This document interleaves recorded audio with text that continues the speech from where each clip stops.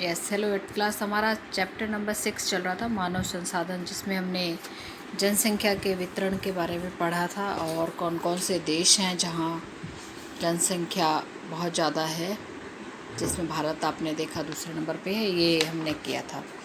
अब आज हम पढ़ने वाले जनसंख्या वितरण को प्रभावित करने वाले कारक कौन से हैं। स्थल आकृति मतलब जहाँ हम रहते हैं, तो लोग सदैव पर्वतों पठारों की तुलना मैदानी भागों में रहना अधिक पसंद करते हैं, क्योंकि यहाँ पर क्या हो सकता है, खेती, उद्योग धंधे और भी क्रियाएं, सेवा क्षेत्र जैसे वहाँ कार्य हो सकते हैं। गंगा के मैदान को विश्व के सबसे ज़्यादा घने बसे हुए मैदानों में माना जाता है, और एंडीज़, आल्प्स और हिमालय पर्वत जैसे विरल मतलब बहुत कम है वहाँ जनसंख्या बसे हुए हैं। जलवायु, लोग जो है सामान्य रूप से चरम जलवायु को अत्यधिक गर्म और अत्यधिक ठंडी जैसे सहारा मरुस्थल, रूस के ध्रुवीय कनाडा में रहने से बचते हैं। उन्हें बहुत ज़्यादा गर्म में भी नहीं रहना चाहते, बहुत ठंडे में भी नहीं रहना चाहते। तो जलवायु क्या होनी चाहिए, सही होना चाहिए। मृदा उपजाऊ मिट्टी होगी जहाँ पे कृषि के लिए, जैसे गंगा और ब्रह्मपुत्र में, चीन में हुआंग ही, मिस्र में नहीं, ये बहुत ज़्यादा जल, जहाँ जल की क्या है, अलवणीय जल आसानी से उपलब्ध है। विश्व की नदी घाटियाँ यहाँ पे। मरुस्थल में जनसंख्या कम होती है। खनिज भी जहाँ पे, जैसे दक्षिण अफ्रीका की हीरे की खानें, तेल की खाज में, ये सब। तो हम क्वेश्चन करें अगर इनसाइड, जनसंख्या वितरण को प्रभावित करने वाले कारक कौन से हैं, तो आप बताएंगे स्थलाकृति, जलवायु, मृदा, और इसको कारक कौन से हैं, ये आपका क्वेश्चन बनता है इसमें से। तो इसमें इनके बारे में लिखेंगे। ये आपको बता दिया था, आर्थिक 3 कारक भी होते हैं, सामाजिक, सांस्कृतिक और आर्थिक कारक, जिनके कारण लोग जनसंख्या रहना पसंद करते हैं। कमाने के अवसर होते हैं, रोजगार के। सांस्कृतिक, समाज, धर्म कैसा है वो भी आकर्षित करता है, और अच्छा रहना खाना, ये भी।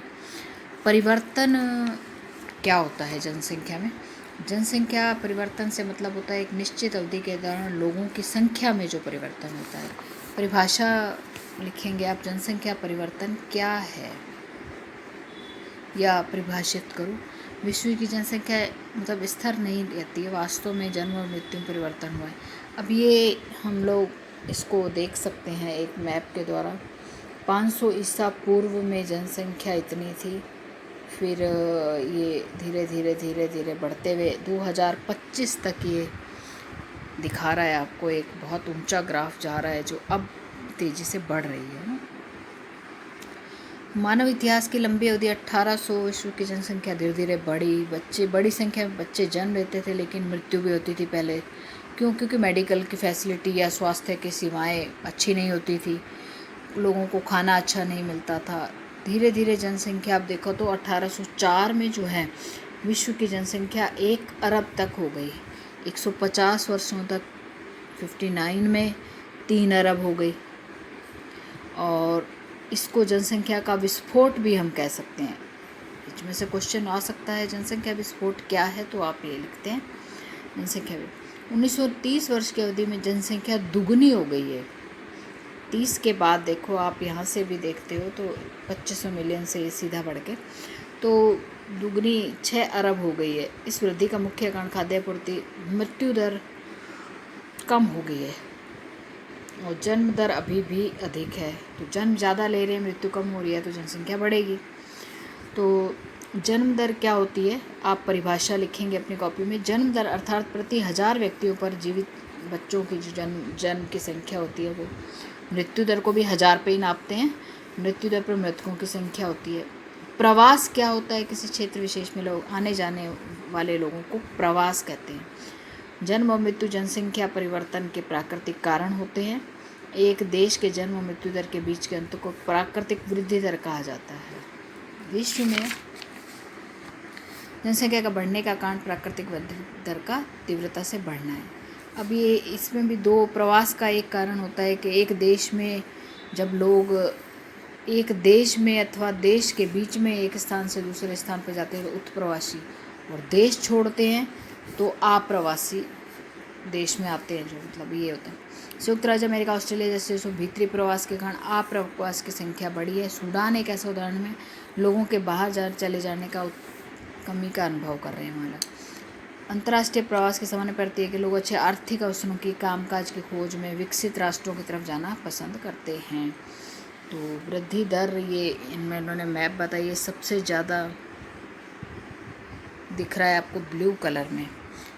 जनसंख्या वृद्धि विश्व दर में सब में अलग अलग है। विश्व में कुल जनसंख्या बढ़ रही है लेकिन उतना अनुभव नहीं हो रहा है। यूनाइटेड किंगडम निम्न मृत्यु दर है, मृत्यु दर का जनसंख्या वृद्धि दर कम है। एक और टॉपिक है तो जनसंख्या संगठन, किसी देश की जनसंख्या कितनी वृद्धि को उस देश के आर्थिक विकास को अंतर नहीं पड़ता। बांग्लादेश जापान अति घने बसे देश हैं लेकिन जापान बांग्लादेश से क्या है, विकसित है। तो संसाधन के रूप में भूमिका को समझने के लिए उसके लोग, आयु, साक्षरता, व्यवसायीकरण भिन्न होते हैं। जनसंख्या संगठन संरचना को दर्शाता है। ठीक है, तो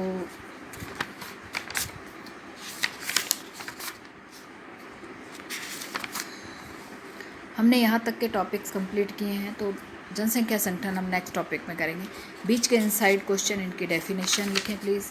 और जनसंख्या परिवर्तन क्या है, इनके नोट्स बनाएं। जन्म दर, मृत्यु दर, प्रवास, इन सबको कंप्लीट करें। ये क्वेश्चन है, इनसाइड क्वेश्चन कंप्लीट करें। नेक्स्ट वीडियो में हम इसके क्वेश्चन आंसर करेंगे और थोड़ा सा जो टॉपिक बाकी है उसको कंप्लीट करेंगे।